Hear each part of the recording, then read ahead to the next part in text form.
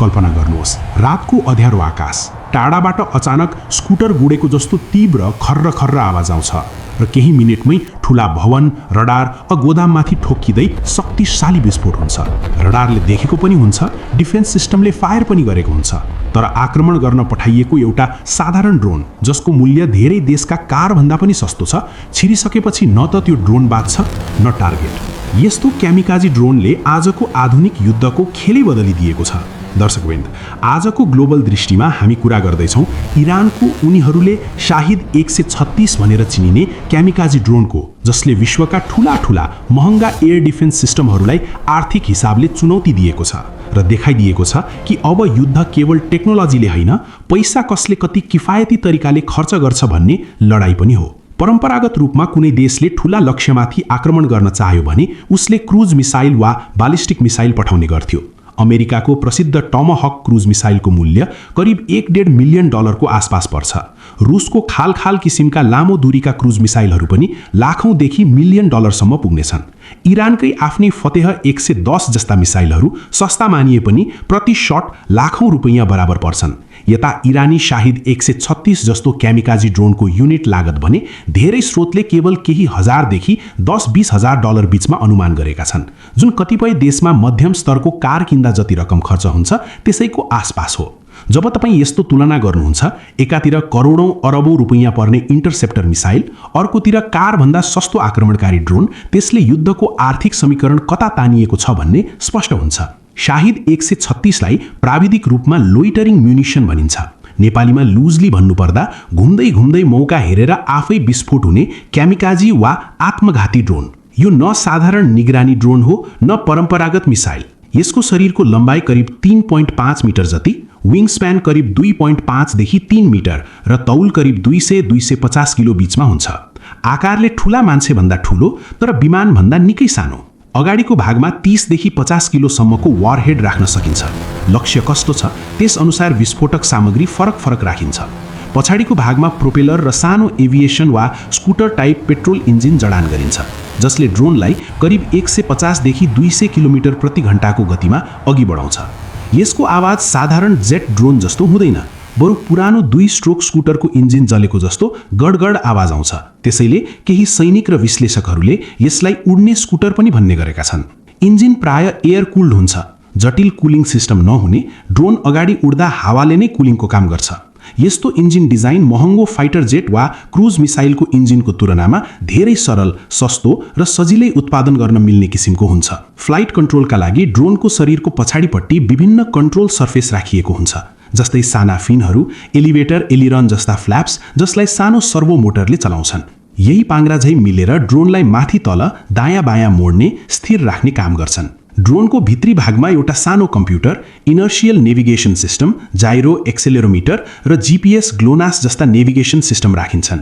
GPS signal jam भए पनि inertial सेन्सरको भरमा ड्रोनले आफ्नो दिशा र गति सम्हालेर लगभग लक्ष्यतिरै उडिरहन सक्छ। केही मोडेलमा एन्टी रेडिएसन सीकर जस्तो सेन्सर पनि राखिन्छ, जसले हावामा भइरहेको रडार सिग्नलको दिशा पत्ता लगाउँछ। रडार कहिल्यै पनि चुपचाप बस्दैन, उसले लगातार रेडियो वेभ पठाइरहेको हुन्छ। यदि त्यस्ता सिग्नल कता कतादेखि आइरहेका छन् भनी ड्रोनले महसुस गर्यो भने उसले आफैले आँखा देखे जस्तै त्यतै मोडिन्छ र रडारको दिशातर्फ कुद्छ। एक पटक रडार ध्वस्त पार्न सकियो भने त्यसका पछाडिका ठूला एयर डिफेन्स सिस्टम एकछिनको लागि अन्धो जस्तै भइहाल्छन्। शाहिद 136 जस्ता ड्रोन स्वतन्त्र रूपमा उड्न सक्छन्, तर तिनीहरूको खास शक्ति स्वार्म अर्थात् थुप्रै ड्रोनहरूको झुण्डको रूपमा एकैचोटि पठाइएको बेला देखिन्छ। एउटा दुई होइन, दर्जनौं, कहिलेकाहीँ 100 ड्रोन एउटै दिशाबाट होइन, फरक फरक मार्ग हुँदै लक्ष्य क्षेत्रतिर पठाइन्छन्। कुनले रडार, कुनले गोदाम, कुनले इन्धन ट्याङ्कर, कुनले पावर प्लान्ट जस्ता लक्ष्य हान्ने भनेर पहिले नै मिसन योजना बनाइन्छ। यी ड्रोन धेरै उचाइसम्म चढेर जेट जस्तो उड्दैनन्, बरु प्राय भूसतह नजिक कम उचाइमा उड्छन्, जसले धेरै रडारलाई पछ्याउन गाह्रो बनाउँछ। दूरीको हिसाबले हेर्दा यस्ता ड्रोनहरूको रेन्ज करिब 1000 देखि 2000 किलोमिटरसम्म अनुमान गरिएको छ। त्यसैले आफ्नो भूभागबाटै सुरक्षित बस्ने देशले हजारौं किलोमिटर टाढाको शहर वा बेसमा पनि प्रहार गर्न सक्छ। यति सस्तो र टाढासम्म पुग्ने हतियार सामना गर्न आजका धेरै देशले महँगो बाटो रोज्नु परेको छ। आधुनिक एयर डिफेन्स सामान्यतया 3 तहमा बाँडिएका हुन्छन्। पहिलो तहमा छोटोदेखि मध्यम दूरीका सर्फेस टु एयर मिसाइल र एन्टी एयरक्राफ्ट गनहरू पर्दछन्, जसको काम छोटो दूरीका मिसाइल, ड्रोन र लो फ्लाइङ लक्ष्यलाई खसाल्ने हो। इजरायलको आइरन डोम सिस्टममा प्रयोग हुने तामिर जस्तो इन्टरसेप्टर मिसाइल प्रति शट कति महँगो पर्छ भन्ने अनुमान हेर्दा उही शाहिद 136 जस्तो ड्रोनभन्दा धेरै गुणा बढी, लाखौं डलर नजिक पुग्ने। भारतको आकाश अन्य देशका यस्तै सिस्टमतिर हेर्दा पनि एउटा मिसाइल प्रहारको लागत एउटा सस्तो क्यामिकाजी ड्रोनभन्दा धेरै गुणा महँगो पर्छ। यति पैसा खर्च गरेर एउटा 2 ड्रोन खसाल्नु भयो भने ठिक होला, तर यदि तपाईले आक्रमणकारीले 100 बता पठायो भने र तपाईले 100 बता महँगा इन्टरसेप्टर फायर गर्नु पर्यो भने कस्ता हिसाब आउँछन्? दोस्रो तहमा तपाईले ठूला एयरक्राफ्ट, क्रुज मिसाइल, मध्यम दायरेको ब्यालिस्टिक मिसाइल रोक्न बनाइएका रक्षा प्रणाली देख्नुहुन्छ, जस्तै इजरायलको डेभिड स्लिङ, भारतको बाराक 8 जस्ता प्रणाली। यीले पनि क्यामिकाजी ड्रोन जस्तो लक्ष्यलाई प्रहार गर्न सक्छन्, तर प्रति शट खर्च अझै रडा हुन्छ, लाखौं डलर माथि पुग्ने। तेस्रो तह, सबैभन्दा बाहिरी घेरा, यो लामो दूरीका ब्यालिस्टिक मिसाइललाई वायुमण्डलमै वा स्पेस नजिकै रोक्न डिजाइन गरिएको, जस्तै रुसको S-400, इजरायलको एरो 3 जस्ता प्रणाली। यीबाट सानो कम उचाइमा उडेको ड्रोन खसाल्नु तकनिकी हिसाबले सम्भव भए पनि आर्थिक र व्यावहारिक हिसाबले बेकार जस्तो देखिन्छ। त्यसैले प्राय देशहरूले क्यामिकाजी ड्रोन जस्ता लक्ष्य रोक्न पहिलो तहकै SAM, anti aircraft gun, electronic jamming र सस्तो सर्ट रेन्ज हतियारको संयोजन प्रयोग गर्न खोजिरहेका छन्। एन्टी एयरक्राफ्ट गन वा CWIS ले नजिक पुगेको ड्रोनमाथि बुलेट र शेलको वर्षा गरेर खसाल्न सक्छ, तर यसको पनि सीमा छ। रेन्ज धेरै टाढा छैन र थुप्रै दिशाबाट झुण्डमा आउने ड्रोनमाथि फायर गर्दा गोला बारुदको खपत, मर्मत सम्भार र लजिस्टिक्सको लागत पनि बढ्दै जान्छ। यहाँबाट आधुनिक युद्धको एउटा नयाँ यथार्थ स्पष्ट देखिन्छ। यदि आक्रमणकारी पक्षले सस्तो हतियारको ठूलो संख्या छान्यो भने बचाव गर्ने पक्षलाई हरेक शटमा महँगो हतियार चलाउनु पर्ने हुन्छ, जसले पैसामा उसलाई हराउँदै जान्छ। केवल टेक्निकल कसले कति ड्रोन खसाल्यो भन्ने गणित मात्र होइन, कसले कति खर्च गरेर कति नोक्सान रोक्यो भन्ने आर्थिक गणित पनि उत्तिकै महत्त्वपूर्ण हुन्छ। शाहिद 136 जस्ता ड्रोनहरूको अर्को खास पक्ष मनोवैज्ञानिक प्रभाव हो।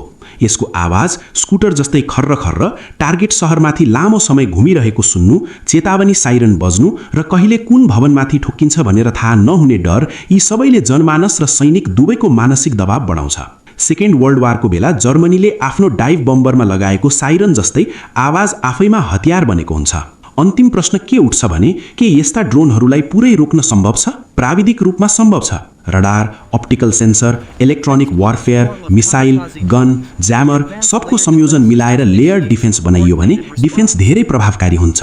तर जुन देश आक्रमणकारी पक्षमा छ उसले हरेक पटक अझ सस्तो, अझ धेरै संख्यामा ड्रोन पठाउन सक्ने क्षमता राख्छ भने त्यो लडाई केवल गोला बारुद होइन, बजेटको पनि हुन्छ। इरानले शाहिद 136 जस्ता ड्रोन मार्फत यही देखाइरहेको छ। तिमीहरूको लाखौं डलरको एक मिसाइल म 10,000-20,000 हजार डलरको झुण्ड पठाएर थकाइदिन सक्छु। यही कारण आज विश्वका सैन्य योजनाकारहरू नयाँ सोच्दैछन्, कसरी सस्तो र स्मार्ट डिफेन्स विकास गर्ने, कसरी आफ्ना महँगा सिस्टमलाई यस्ता सस्तो तर घातक हतियारबाट आर्थिक रूपमा पनि जोगाउने। ग्लोबल दृष्टिबाट हेर्दा हामीले के देख्छौं भने प्रविधि जति अगाडि गयो युद्ध त्यति जटिल हुँदै गइरहेको छ। जहाँ स्कुटर इन्जिन अर्डिनरी देखिए पनि त्यसले लिएर आएको खतरा भने करोडौं डलरको सिस्टमलाई चुनौती दिने स्तरको छ।